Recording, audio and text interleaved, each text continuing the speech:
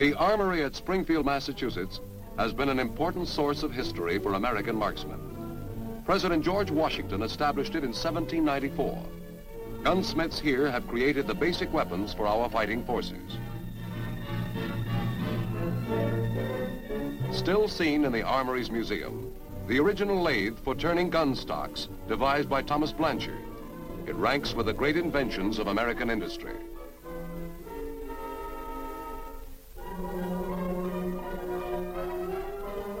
The Billinghurst Requa, one of the first attempts to increase the firepower of the soldier. One charge fired all the barrels. The Gatling gun, an early forerunner of automatic weapons, product of the mid-19th century and the beginnings of American mass production methods. War invariably accelerates the development of arms and new ways to put them to use. The Civil War saw the beginnings of increased effectiveness for the infantrymen. These scenes recreate the Battle of Bull Run.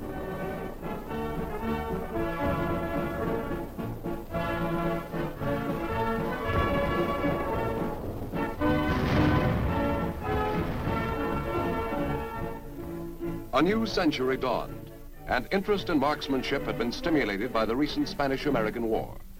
Congress in 1903 created the National Bureau for the Promotion of Rifle Practice.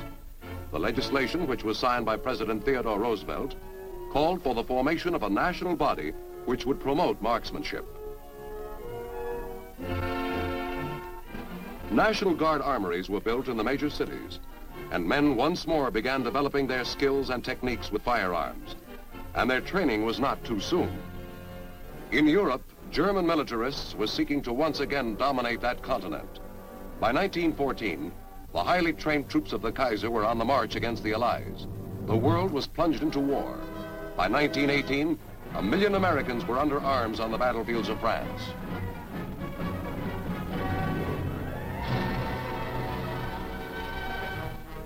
Firing their weapons with the same amazing accuracy as the frontiersmen of a previous century, American soldiers built a distinguished battle record.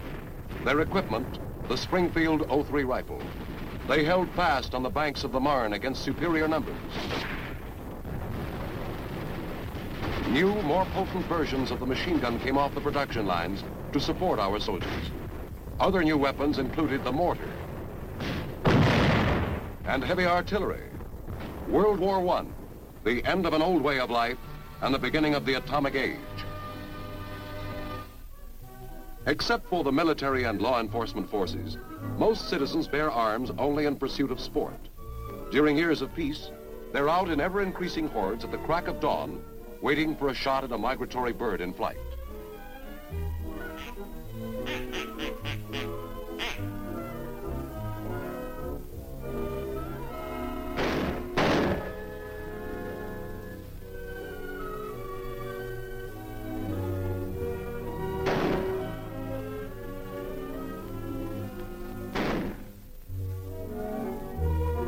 The period between World Wars I and II was a time of tranquility for the civilian marksman.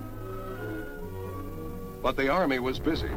Maneuvers were constantly held to keep abreast of new technical developments and equipment, and to carry out the peacetime mission of the Army, preparedness. In 1936, the American soldier was armed with a new rifle, a gun of tremendous power and accuracy, product of many years of research. An investment by our government in the time and talents of a man employed at the Springfield Armory Small Arms Center. The man was inventor John Garand, who here explains the evolution of the M1 rifle. I'm speaking to you from this United States Armory, located at Springfield, Massachusetts. You are going to see some of the work that we are doing here at the present time. However, allow me to tell you some of the development at this armory from early colonial times to date. We have here one of the first rifle made at the Springfield Armory. This is muzzle loader, is a flintlock ignition type developed at the Springfield Armory and used since 1795 until the 1840s. Then this muzzle loader cap ignition primer was developed by the Armory and used until 1873. And this centerfire fountain action came into use for the same purpose. This is the 1903 Springfield Rifle that was made famous in World War I and is still a good rifle today. In World War I, about 1916-17, I got interested in making an automatic rifle. And this one here is a gas piston operated automatic rifle that was developed and manufactured at the Springfield Armory in World War II and to date. This happens to be the 2 millionth rifle of this design. By the way, this is a forging from which the receiver of the M1 rifle is manufactured. This forging is produced in our own armory, Springfield Armory shops, and on drop hammers, and represents a rather heavy weight, several times that of the finished receiver used on the M1. For the future, we should develop a lighter rifle with the available lighter ammunition that we have now, and alloys, steels, better knowledge. It should be a nice project for the younger generations to tackle and furnish our infantry with the best rifle in the world in years to come. More than 1,800 separate operations make an M1 rifle. And this drop forge is one of the first steps as raw steel and wood are transformed into an instrument of deadly accuracy.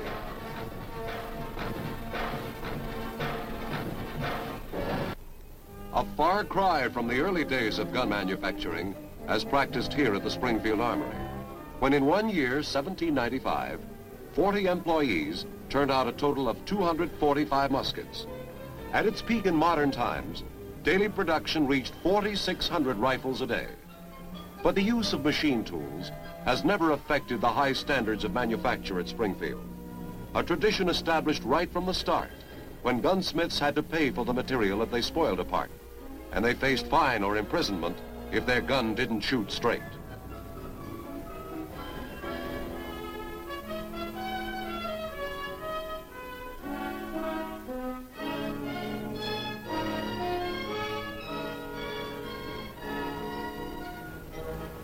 Many special pieces of equipment and apparatus have been developed at the Armory.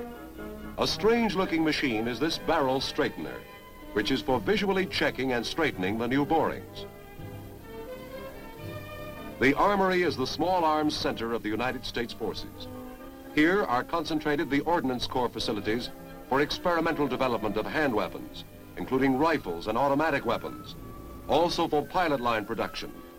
Besides being the nerve center for small arms research, it is the repository of the latest production techniques and newest developments in the art of military gun making.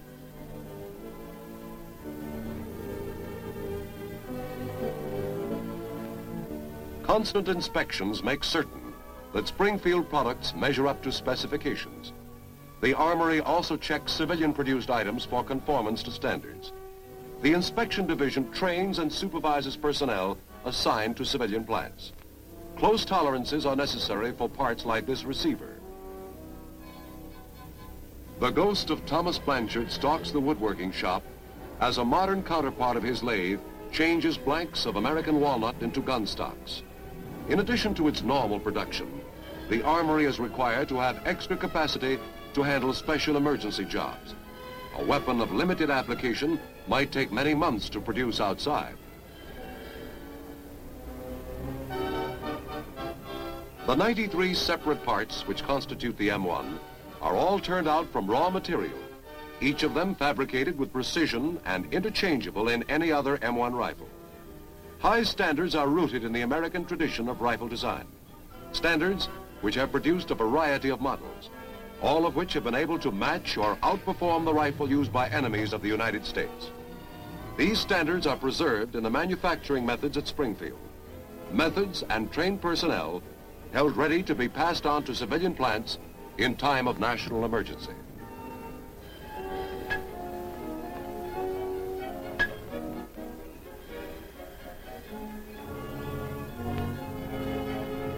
Test firing is one of the last inspections. The many rigid checks along the way and accurate methods of manufacture make it rare that a piece is rejected in this stage.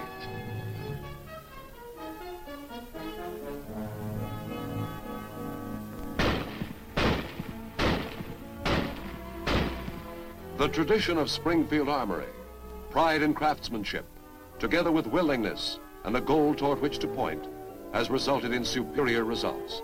The best small arms in the world, insurance against aggressors. Aggressors who bomb without provocation, raining death upon helpless civilians, destroying homes and civilizations. This was Adolf Hitler's contribution to the world in 1939.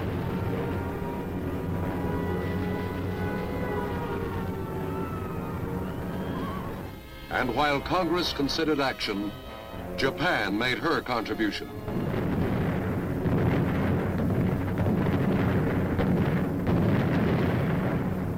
With the sneak attack on Pearl Harbor, America was in a war on all seas.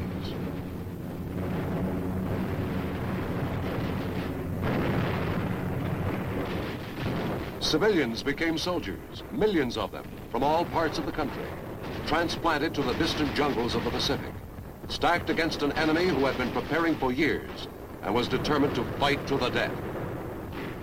Slogging and blasting their way from island to island, with every inch stiffly contested and every yard gained only through vicious fighting. New concepts quickly became routine as infantrymen developed the tactic of vertical envelopment. Taking a cue from the enemy, the Germans' successful airborne invasion of the island of Crete, American forces quickly enlarged the scope of the flying infantrymen and created a tremendous airborne striking force. But even though the tactics might be extraordinary, the paratrooper was still a rifleman, and when he landed, he fought with the same weapons as the infantrymen who advanced on foot.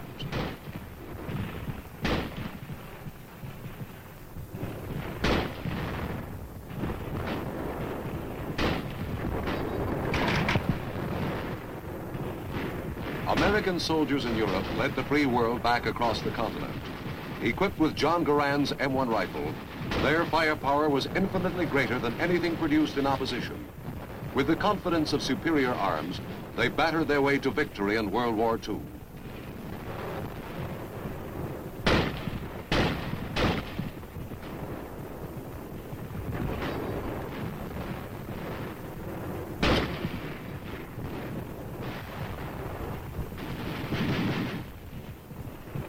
By 1945, it was back to the ways of peacetime. If you wanted to shoot, it was usually in some sort of competition. Targets made of clay.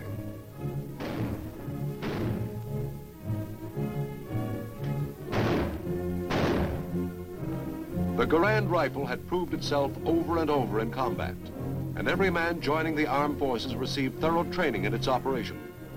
Indoctrination usually begins with a description of the piece. It doesn't weigh much, less than 10 pounds.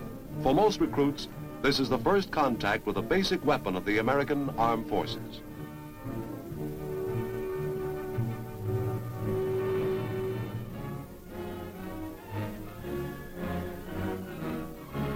They learn that the gun fires 8 rounds semi-automatically. That is, you have to pull the trigger each time to fire a round.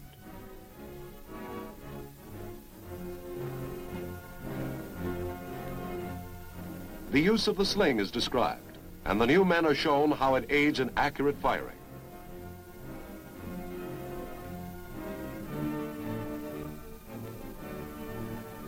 But performance is the only factor that's important in a rifle.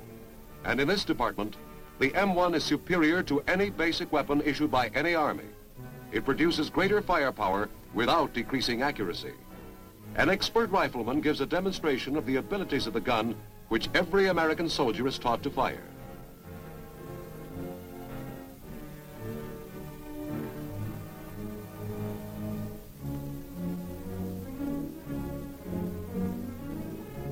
The rifle is first demonstrated being fired from a prone position.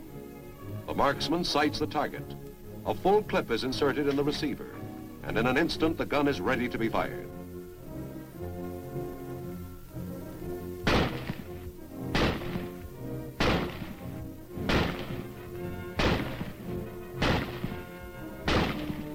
The cartridges are automatically ejected, and reloading is a simple operation.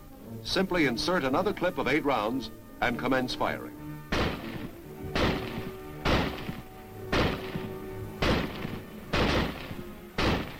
Another clip of ammunition, and this time the target is highly explosive. It's a can of gasoline.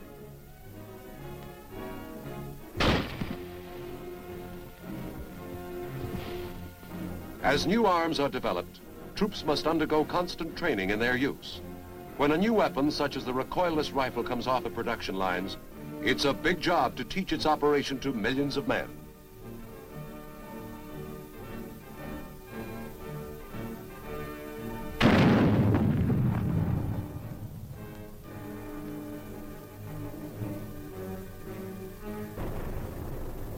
In addition to teaching the operation and maintenance of a weapon, its use in combat must be taught too.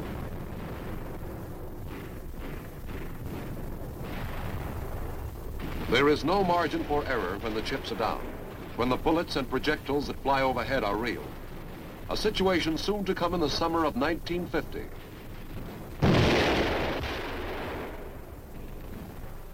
Thousands of miles away on the other side of the Pacific, trouble was being fermented. North Koreans, plotted by the communists, were massing strength for a war against the democratic government of Korea, a war which threatened the peace of all nations. The strength of the free world was brought to bear against the aggressors. The combination of increased firepower for the individual soldier, plus accurate shooting, paid dividends in the bloody battles of Korea.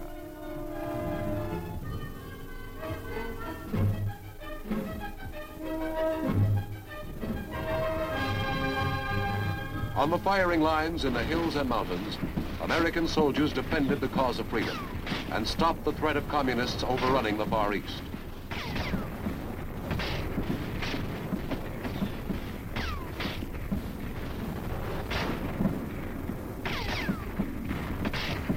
For the third time in 35 years, the American fighting man returned home, never yet bested in battle, still the best equipped and best trained soldier in the world.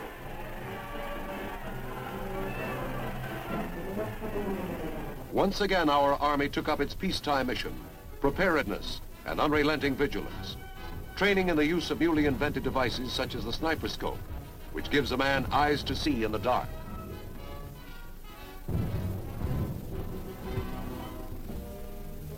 The sighting device uses infrared rays, and this is how an invader looks through the detecting device.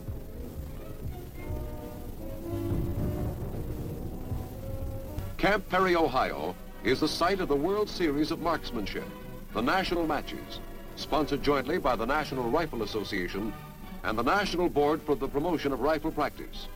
Teams from military units are competing in the national trophy matches, while civilians compete for trophies in the NRA National Championships.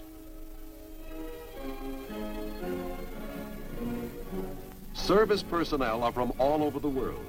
They've qualified for entry by winning titles in their regions. But these matches are equally important to civilian shooters. This is the culmination of a full year of practice and competition in which they have received much cooperation and encouragement from the military.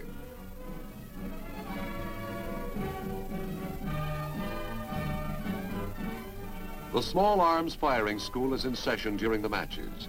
Here, members of National Guard units and members of friendly foreign armies and civilians receive instruction in the construction, operation, and firing of the M1 rifle. These championship matches increase the knowledge and skill of the participants and are helpful to the Army-wide marksmanship training program. Men who can shoot and hit the target are usually able to teach others to do the same thing, both in the service and in the thousands of rifle clubs across the country. Some of these men will represent our country in international competitions, such as the Olympic Games and other World Championship rifle and pistol events. Trophies won by Army competitors at these national matches were presented in a ceremony at Washington, D.C. by Army Chief of Staff General Matthew B. Ridgway. Corporal Edward F. Grimes, Fort Evans, Massachusetts, presents the Daniel Boone Trophy. Corporal Grimes was the winner of the National Trophy Individual Rifle Match, defeating more than 750 competitors. This gave the Army victory in 3 of the 4 matches sponsored by the Army.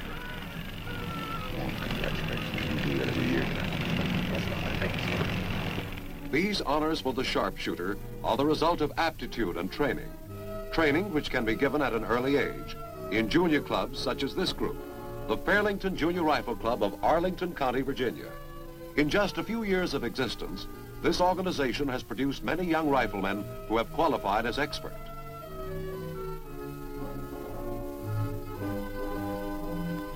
The group was organized by 12 members under a charter from the National Rifle Association and was thereafter immediately affiliated and enrolled with the Director of Civilian Marksmanship, Department of Army. In doing so, they became eligible for Army assistance as prescribed by law.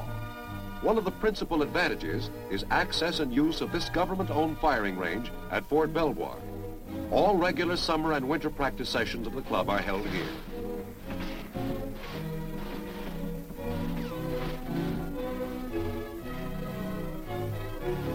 Small arms ammunition and target supplies may be purchased at government cost through Army ordnance depots with approval by the Office of the Director of Civilian Marksmanship.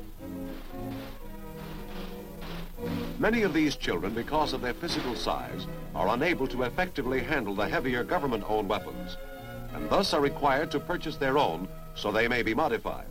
Through simple modifications, even the youngsters are able to meet the requirements of proper shooting techniques.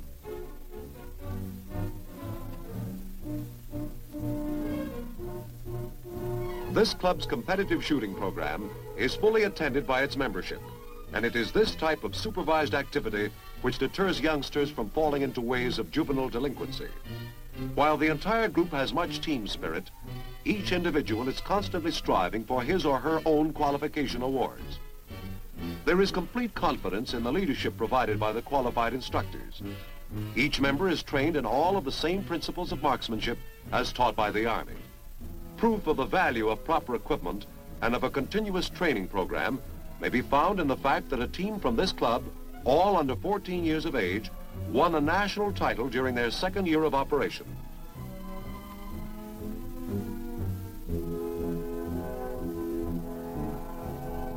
Assistance in the marksmanship training of the youth of America is an important function of the defense establishment.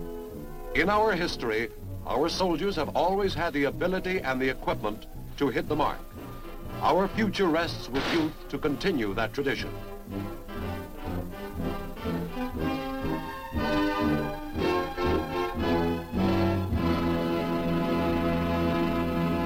Built a distinguished battle record. Their equipment, the Springfield 03 rifle. They held fast on the banks of the Marne against superior numbers.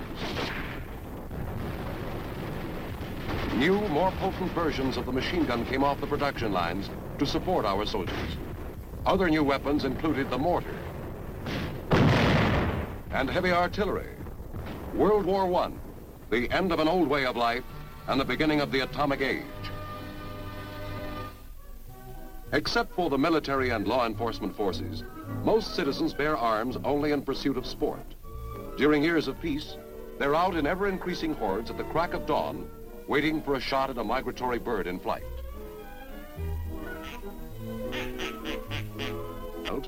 Called for the formation of a national body which would promote marksmanship. National Guard armories were built in the major cities, and men once more began developing their skills and techniques with firearms, and their training was not too soon. In Europe, German militarists were seeking to once again dominate that continent. By 1914, the highly trained troops of the Kaiser were on the march against the Allies. The world was plunged into war. By 1918, 1 million Americans were under arms on the battlefields of France.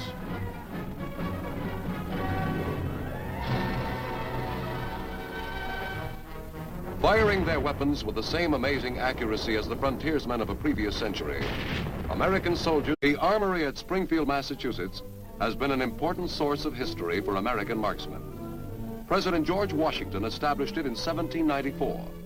Gunsmiths here have created the basic weapons for our fighting forces. Still seen in the Armory's museum, the original lathe for turning gun stocks devised by Thomas Blanchard. It ranks with the great inventions of American industry.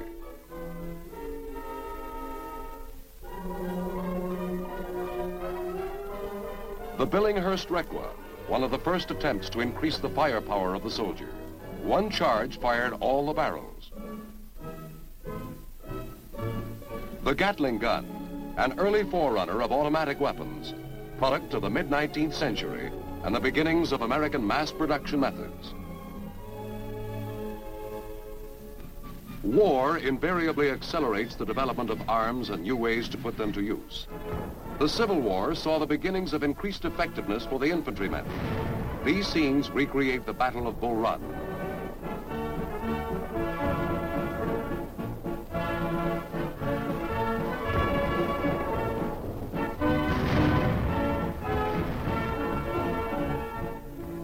A new century dawned, and interest in marksmanship had been stimulated by the recent Spanish-American War. Congress in 1903 created the National Bureau for the Promotion of Rifle Practice, the legislation which was signed by President Theodore Roosevelt.